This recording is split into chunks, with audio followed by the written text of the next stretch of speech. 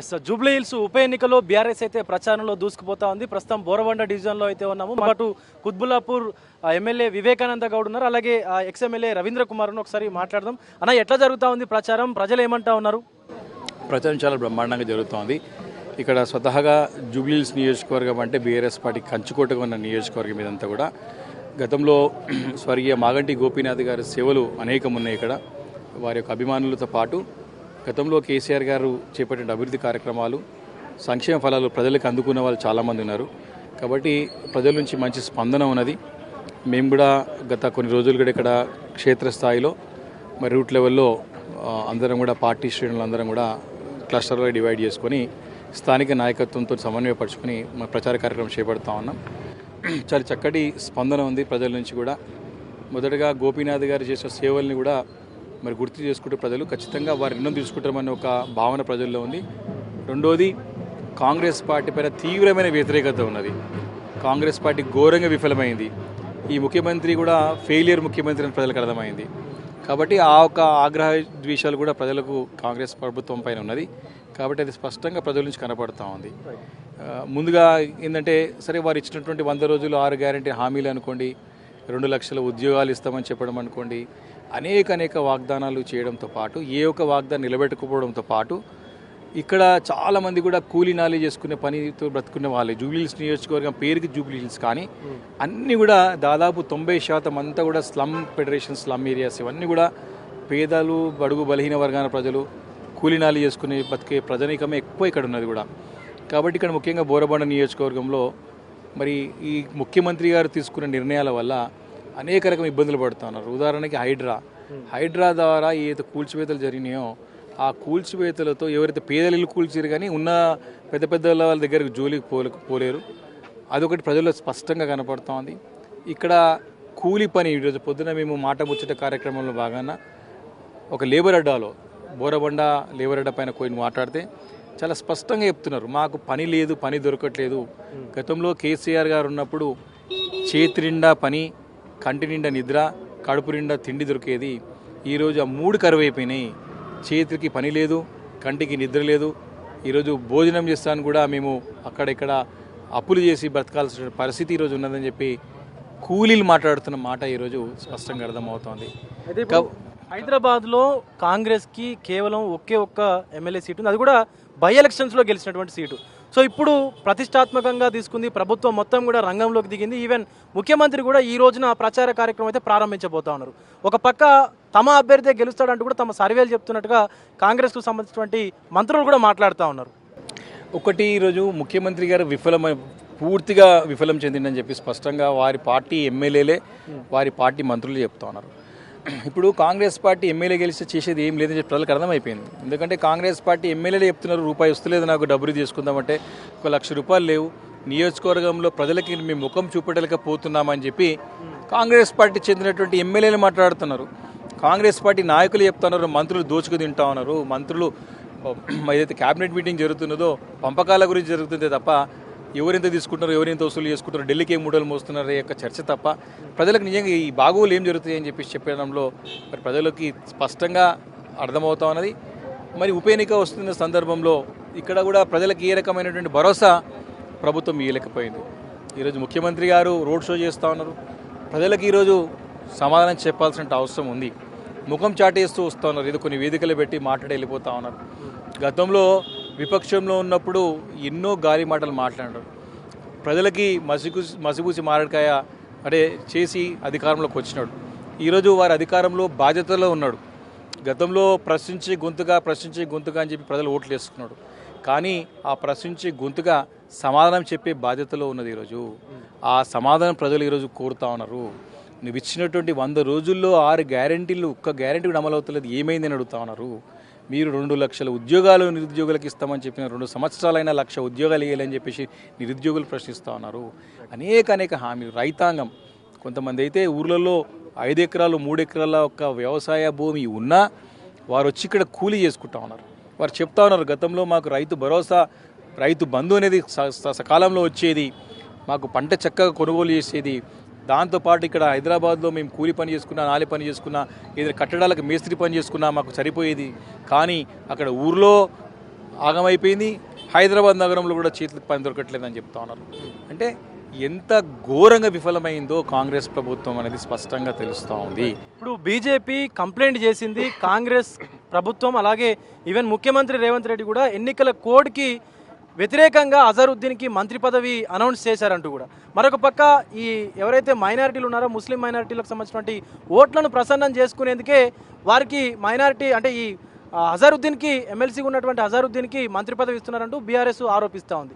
ఏమనుకోవచ్చు అసలు దీని గురించి? ఇది స్పష్టంగా ఇన్ని రోజులు గుర్తు రాలేదా రేవంత్ రెడ్డి గారికి ఒక మైనార్టీ ముస్లిం మైనార్టీకి మంత్రి పదవి ఇవ్వాలని చెప్పేసి 2 సంవత్సరాలు అయిపోయినది. 2 సంవత్సరాల తన క్యాబినెట్లో మంత్రి లేడు, ఒక శాసనసభ్యుడు లేడు, ఒక శాసన మండలి సభ్యుడు లేడు.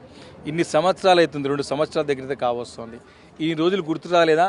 అంటే కేవలం ఈరోజు ముస్లిం మైనార్టీలు మాతో దూరం అయిపోయినారు అని భయపడి ఈరోజు అజరుద్దీన్ గారికి మంత్రి పదవి ఇవ్వడానికి ముందుకు వచ్చినంటే ఇది ఒక విజయం, బీఆర్ఎస్ పార్టీ విజయమే. బీఆర్ఎస్ పార్టీ గెలుస్తుంది అక్కడ అని భయపడి ఈరోజు ఈ రకమైనటువంటి ఒక పదవి ఇస్తానికి సిద్ధమైనారు. ఎందుకు ఇయ్యలేరు ప్రశ్నిస్తున్నారు. ఇది కేవలం ఓట్ల రాజకీయం కోసానికి రేవంత్ రెడ్డి గారు పనిచేస్తున్నారు, తన ప్రభుత్వం పనిచేస్తుందని స్పష్టంగా అర్థమవుతున్నది. ఎందుకు మరి ఇన్ని రోజులు ఇవ్వలేదని అడుగుతున్నారు. కానీ ఓట్ల గురించే కదా ప్రజలు అదే అడుగుతున్నారు. మాకు ఎన్నో పనులు పిగిలిపోయినాయి, మీ 3 నెలల నుంచి ఒక మంత్రులు తిరిగిపోతారు, గాలి తిరుగుతారు, కానీ ఇక్కడ నిర్దిష్టంగా ఏం అవసరాలు ఉన్నాయి, ఇంకేం పనులు మిగిలిపోయినాయి, ఏం చేయాలి, ప్రజలకు ఏం అవసరాలు ఉన్నాయి.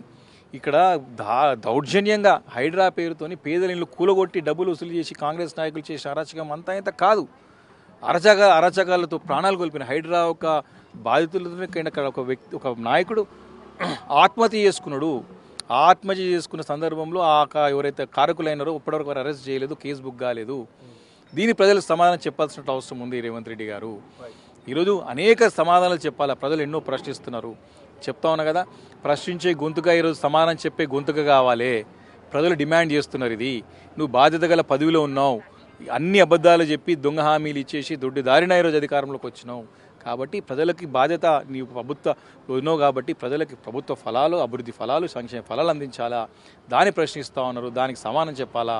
కానీ ఏదో గాలి మాటలు మాట్లాడిపోతే కాదు. నీ మంత్రులు మీరు పంపకాల్లో బిజీ ఉన్నారు. మీరు ఏ ఒక్క ఎమ్మెల్యే కూడా మీ కాంగ్రెస్ పార్టీ ఎమ్మెల్యే నీతో సాటిస్ఫై లేడు. ఈరోజు కాంగ్రెస్ పార్టీ ఎమ్మెల్యే గెలిచి కూడా చేసేది ఏం లేదని చెప్పేసి ప్రజలకు స్పష్టంగా అర్థమవున్నది. ఈరోజు గుణపాఠం చెప్పడానికి సిద్ధమైనరు. అధికార మదంతో అహంకారపూరితమైనటువంటి మాటలు మాట్లాడుతున్న రేవంత్ రెడ్డి గారికి, ఆ ప్రభుత్వానికి బుద్ధి చెప్పాలని ప్రజలు నిర్ణయించుకున్నారు. కాబట్టి ఓటు రూపంలో ఈ 11వ తారీఖున చూపెట్టబోతా ఉన్నారు. కాబట్టి డెఫినెట్గా మంచి మెజారిటీతోని ఈ యొక్క జూబ్లీహిల్స్ నియోజకవర్గ ప్రజలు గెలిపించబోతున్నారని ఇలాంటి అనుమానం లేదు. ఇక్కడ కూడా మొదటగా మాగంటి గోపీనాథ్ గారి సేవలను గుర్తించి ప్రజలు వారు రుణం తీసుకోబోతున్నారు. రెండోది, కాంగ్రెస్ పార్టీ చేస్తున్న అరాచకాలు, అన్యాయాలు ఏ రకంగానైతే మోసపూరితమైన వాగ్దానాలు చేసి అధికారంలోకి వచ్చిందో ఏ ఒక్క వాగ్దానం నిలబెట్టుకోలేదు. కాబట్టి వారికి గుణపడని చెప్పాలని చెప్పేసి ప్రజలందరూ కూడా నిర్ణయించుకున్నారు. కాబట్టి వారి అభ్యర్థిస్తున్నాం, మేము కూడా తెలియజేస్తున్నాం. ఇంటింటికి పోయినప్పుడు కూడా మాకు మంచి స్పందన వస్తుంది. డెఫినెట్గా మంచి మెజారిటీతో గెలిపోతా ఉన్నాం. ప్రజలు కూడా ఏంటంటే ఈ యొక్క విజయంతో, బీఆర్ఎస్ పార్టీ విజయంతో కాంగ్రెస్ పార్టీ గుణపడడం చెప్పాలని నిర్ణయించుకున్నారు. గాల్లో ఎగిరేటువంటి ఊకే 50-100 సార్లు ఢిల్లీ పోవడం కాదు, గాల్లో తిరగడం కాదు. ఈ ముఖ్యమంత్రిని గాయాల నుంచి భూమి మీద దించాలని నిర్ణయించుకున్నారు. అట్లీస్ట్ ఇప్పుడైనా జ్ఞానోదయమై పరిపాలన చక్కగా అందిస్తాడా, రాజకీయాలను పక్కకు పెట్టి ప్రజలకి చేయాల్సింది చేస్తాడా అని చెప్పేసి ప్రజలు కూడా గుణపడడం చెప్పడం నిర్ణయించారని చెప్పి స్పష్టంగా అర్థమవుతున్నది. రవీంద్రన్న, మీ అభ్యర్థి మీ పార్టీ గుర్తుతోని ఓటర్ స్లిప్పులు పంచుతున్నారంటూ కూడా కాంగ్రెస్కు సంబంధించినటువంటి మీడియా ఇన్ఛార్జి ఎన్నికల అధికారులకు ఫిర్యాదు చేయడం జరిగింది. అంటే అది పంచడం తప్పు కాదంటారా? అది పార్టీ గుర్తుతో పంచిరనేది కాంగ్రెస్ పార్టీ వాళ్ళు చేస్తున్న కుట్ర. అది వాళ్ళు ఏదైనా చేస్తారు, అధికారంలో ఉన్నారు కాబట్టి వాళ్ళు చేసే తప్పులన్నీ కూడా మా పార్టీ మీద రుద్దుతున్నారు. ముఖ్యంగా మేము ఈ బూరబండ డివిజన్లో ఈ సాయిబాబా నగర్లో నేను గత 15 రోజులుగా ఇక్కడ ఈ ఎన్నికల ప్రచార కార్యక్రమంలో పాల్గొంటా ఉన్నాం. ఇక్కడ ఏ ఇంటికి పోయినా, ఏ వృద్ధుడిని అడిగినా, ఏ అవ్వని అడిగినా, ఎవరిని అడిగినా ఇక్కడ కేసీఆర్ గారు గెలవాలి. అదేవిధంగా మాగంటి గోపీనాథ్ గారు మా కాలనీకి చేసిన సేవలు, వారు చేసిన రోడ్లు కానీ, డ్రైనేజీలు కానీ, లేకపోతే గ్రౌండ్స్ కానీ, స్కూల్స్ కానీ, ఆయన చేసిన అభివృద్ధి తప్ప వేరే ఏమీ లేదు. రెండవది ఏంటంటే వారు అకాల మరణానికి గురైనారు కాబట్టి ఆ సీటు సంబంధించి వాళ్ళ భార్య సునీతమ్మ గారు పోటీ చేస్తారు కాబట్టి ఆమెకే ఓటేయాలని చెప్పి అందరు కూడా పెద్ద ఎత్తున రెస్పాన్స్ వస్తూ ఉన్నది. దాన్ని తట్టుకోలేక కాంగ్రెస్ వాళ్ళు రకరకాలుగా మొన్న చూసినాం కదా, అభ్యర్థి ఏం మాట్లాడుతూ ఉన్నాడు, ధమ్కీలు ఇస్తున్నాడు ఆయన. ఎవరైనా అభ్యర్థి ఓట్లు అభ్యర్థిస్తారు కానీ బీఆర్ఎస్ వాళ్ళు ఇళ్లలోకి ఎట్టబోతారు, వాళ్ళు ఇల్లులు చేరుకోలేరు. ఏంటిది ఆయన మనిషా, ఏంటిది ఆయన మీరు దమ్కి అన్నారు కాబట్టి అడుగుతున్నా. నిన్న మీ బీఆర్ఎస్కు సంబంధించిన కొంతమంది ప్రచారం చేస్తుంటే వెంగళరావు నగర్లో నవీన్ సోదరుడే స్వయాన వాళ్ళని భయభ్రాంతులకు గురి చేసి భయపెట్టి అక్కడి నుంచి పారిపోయే విధంగా చేశారని చెప్పేసి కొన్ని వార్తలు వస్తూ ఉన్నాయి. ఎంతవరకు నిజం ఇది? ఇప్పుడు దీన్ని బట్టే మా విజయం అర్థమైపోయింది. ప్రజలు కూడా ఎక్కడున్నారు ఏంటి, వాళ్ళు ఫ్రస్ట్రేషన్లో ఉన్నారు. ఇంకోటి ఏంటంటే వాళ్ళు వచ్చిన నేపథ్యం ఎక్కడి నుంచి వచ్చారు, వాళ్ళు ఆ పనితోటే వచ్చారు కదా, ఆ పనితోటే వచ్చారు కాబట్టి అది తట్టుకోలేక మేము ఓడిపోతున్నాం అనే ఒక ఫ్రస్ట్రేషన్లో, అంటే ఓటమి భయంతో చేస్తున్నారు అంటారు. ఇది అంతే, అది స్పష్టంగా అవపడుతుంది. ప్రజలే చెప్తున్నారు. మంత్రి వచ్చి ప్రచారం చేస్తుంటేనే నువ్వు 2 సంవత్సరాలు ఏం చేసినావని ఓటేయాలి అని అడుగుతున్నారు. మంత్రినే నిలదీస్తున్నారు. ఈయన ఎంత లెక్క, ఈయన 2 సార్లు ఓడిపోవడానికి కారణం ఏంది, ఈయన బ్యాక్గ్రౌండ్ ఏంది. కాబట్టి ఆయన మాటలు, వాళ్ళు మాట్లాడే పద్ధతులు, ఆయన ఏంది, వాళ్ళ ముఖ్యమంత్రి ఫ్రస్ట్రేషన్లో ఉన్నాడు. ఫ్రస్ట్రేషన్లో ఉంటే ఇప్పుడు ఆయనకు మంత్రి పదవి కొరకు ఇప్పుడు ప్రయత్నం చేస్తున్నాడు. కాబట్టి ఇవన్నీ కూడా జరగవు. ప్రజలందరూ కూడా ఆల్రెడీ డిసైడ్ అయిపోయారు.